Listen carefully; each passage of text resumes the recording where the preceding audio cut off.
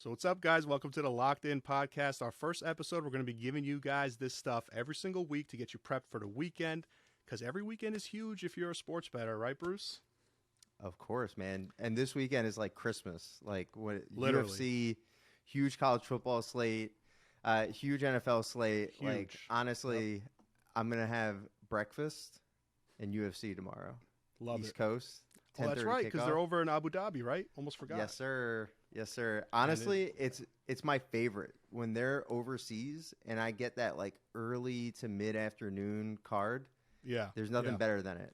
All right, cool. So, listen, we are actually on a pretty good run. We've won 6 straight winning days on the full card, guys. If you want to hop on that, lockincash.com, you can grab a week or month pass there. You can also text the word week or month to our number, because we're probably the only guys that got a text bot that'll sign you up if you text the word week or month to it.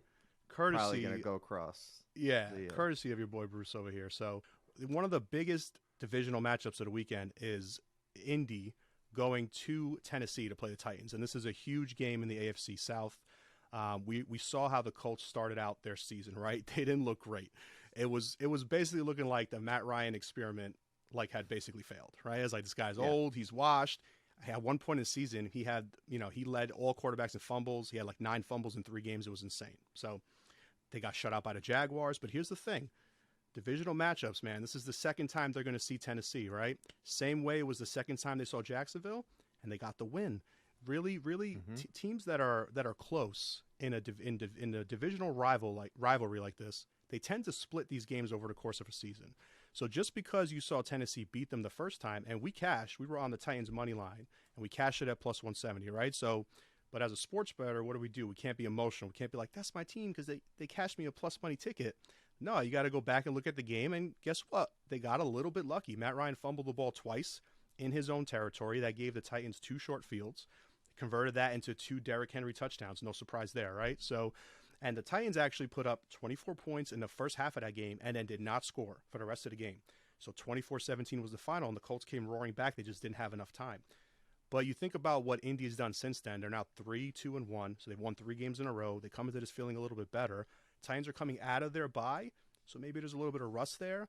And we love, going way back, we love backing Mike Vrabel as a dog, but not so much as a favorite. And here he's a short home favorite, which is the most sus kind of favorite in the NFL, because you got the little plus 2.5 on the road, which we all know how that works. Once you count for home field, it's basically telling you the teams are a pick or that the road team's even a little bit better. So I think Indy is starting to put it together a little bit, and I would lean them in this spot. Money line I think has even better value than the 2.5 points in this case. And even though we have, Bruce, a future on the Titans to win the AFC South, because the Colts were minus 120 in the offseason. I was like, come on, I'm not laying juice for a divisional future. So we took the Titans, but I think this week, I have a feeling this week belongs to Indy, getting their 4th straight win and knocking off the Titans. All right, now with the Colts and with their offensive struggles out of late, I know Matt Ryan had a bounce-back game last week, but with the late game collapses, do you like the spread sitting at 2.5? Do you need that to get to 3 before you pull the trigger? Yeah, I mean, so we can even take a look right now on the fly. I would, if you want to play the Colts, as I lean Colts in this game for sure. I'm not sure if it's going to make our full card on Sunday yet, but I'm definitely leaning Colts. Here's the thing, though. The public is on their side, right? So this is about a 60-40 split towards Indy. So there's a chance that if you wait, you get even a worse number. But typically, lines don't move with the public. They move with sharps. And sharps haven't taken a side on this game yet, right? They've taken a side on the total. They're going under. But they haven't taken a side on this game. So for me, the best value is the money line. If this was 3, absolutely, you're right. The spread would be the play. But with a 2.5, you know, there's math behind this. Not many games finish with a 2 and a 1 point deficit, right? 3 is the most common deficit. And then after that, 6 and 7. So we really want to look to take the Colts on the money line. If you're going to play it, that's the way I would lean. Get yourself plus money. We talk about this all the time. You can't get plus money into your bankroll unless you take those shots. So people are going to be scared. We go through this all the time when we give out plays to clients and they're scared. Oh, what about if we just take the points? You just take the points. If, you know, sometimes there's value on the spread, absolutely, but there's almost always more value on taking the money line, especially if you've identified a live dog. The spread is telling you these teams are very close. It's not like this is going to be a blowout type of game. This is going to be a close game, so why not be sitting there at the end with a plus money ticket if it's a toss-up at the end? You know what I'm saying?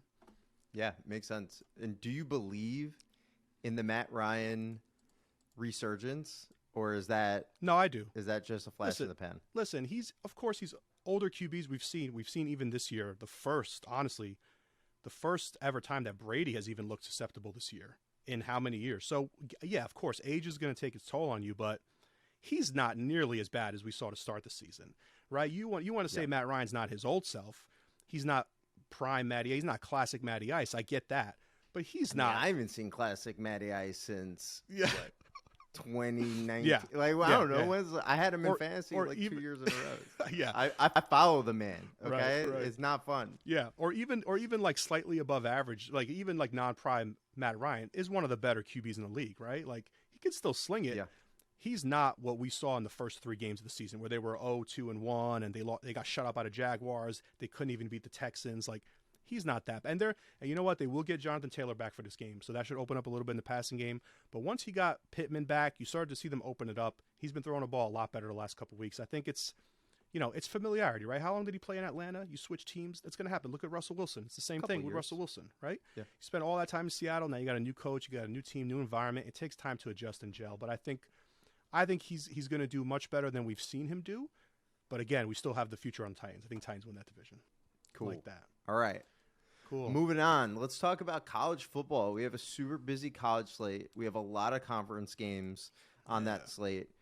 What are you looking at this Saturday? Yeah. What game interests you This is going to be a a really fun Saturday, man, for college football. And again, just like in the NFL, this is that turning point of a lot of team seasons where you're going to find out if they're going to compete in their conference standings, if they're going to make bowl games, et cetera. And it's a lot of conference matchups. And I mean, one of them, late night, 7 p.m. Eastern start, Minnesota heading to Penn State. I think this is a fascinating game, man, because listen, last week we cashed against Penn State. They went to Michigan and went to the big house, and they kind of got destroyed. I mean, it was a close game at halftime.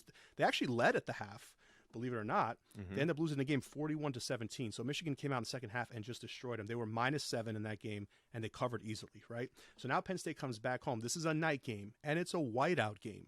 So you're going to see all that white in the crowd, which is, gives maybe a little bit of an edge to the home team. But Minnesota's coming off of a really tough loss to Illinois. And I know people were like, oh, Illinois, they were a 6-point dog in that game. But Illinois had a hurt quarterback, and they've been better this year than they've been in previous years. So don't be fooled by that loss that Minnesota had. All right, so now they're going to get back Mo Ibrahim for this game. He's going to play one of the best running backs in the country. And Minnesota, I think, has a clear path here. What I want to say is they have a clear path to win this game. Whether or not they'll win, they're 4-point dogs. Whether or not they'll win, we don't know. But they have a path. Look at what Michigan did to Penn State last week with the running game and mirror that. You have the running back to do it. You have the offensive line. They got some big boys up front that can overpower the Penn State defensive front. Do what Michigan did and run the ball on Penn State, and I think they'll have success. Minnesota also plays at one of the slowest paces in the country. And like I said, running the ball on 62% of their snaps, that's going to keep that Penn State offense on the sidelines if they can have success running the ball.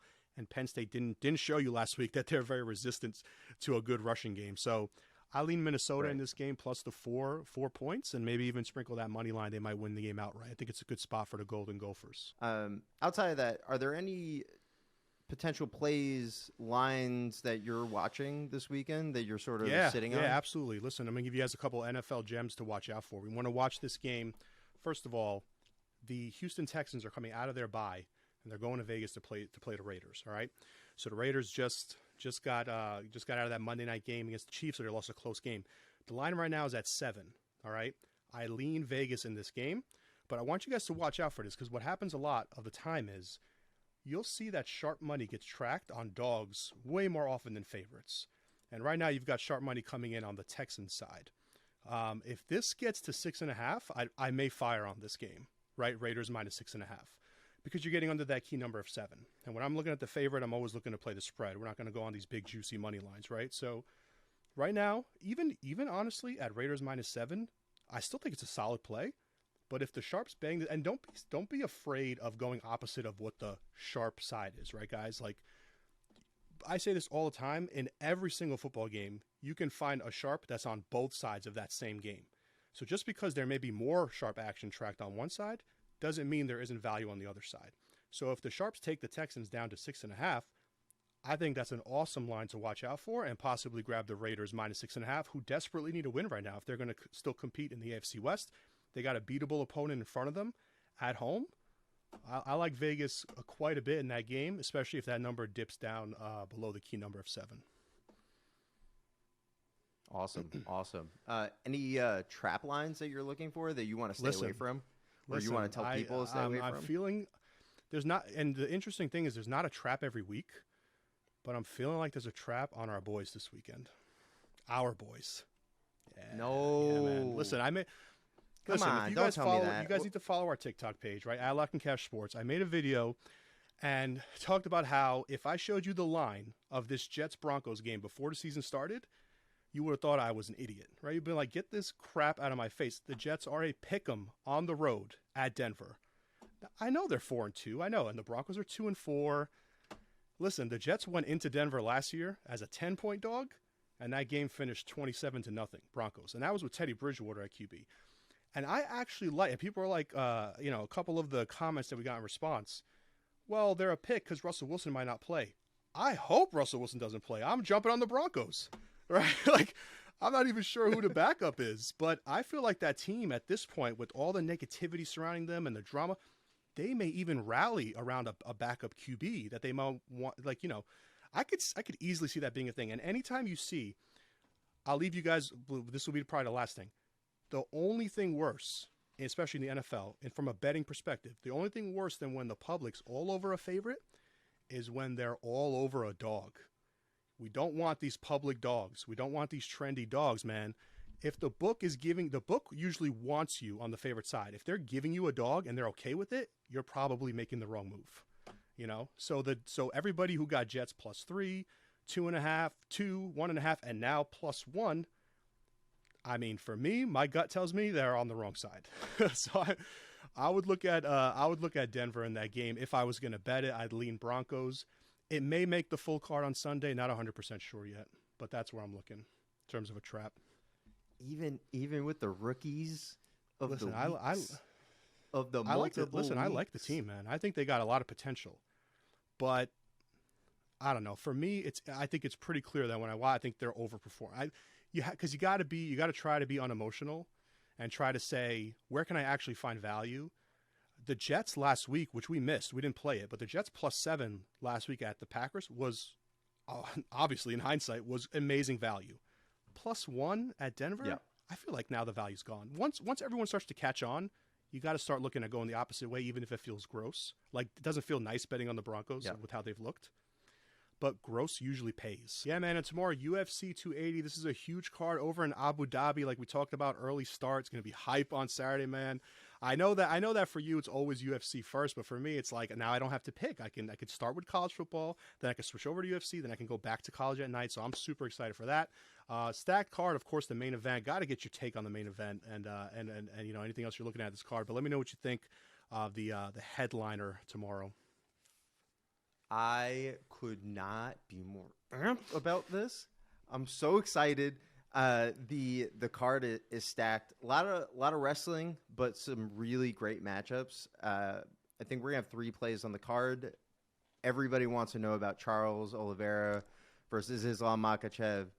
So I'll give my weigh in, and let's start with the stats, which is Charles Oliveira 11-0 in his last 11, mostly finishes. Highly effective versus traditional grapplers, traditional BJJ guys. You've seen him crack a little bit in versus strikers, but comes back, finishes the fight.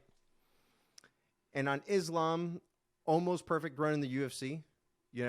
He got starched by Adriano Martins early on in his career, but has gone undefeated since. Extremely powerful grappler. Great top pressure. Once he grabs you, doesn't let you go. But we're going to throw out the numbers. We're going to throw out the stats on this one. Like, you have to. There is no stat that will tell you the lean on this one.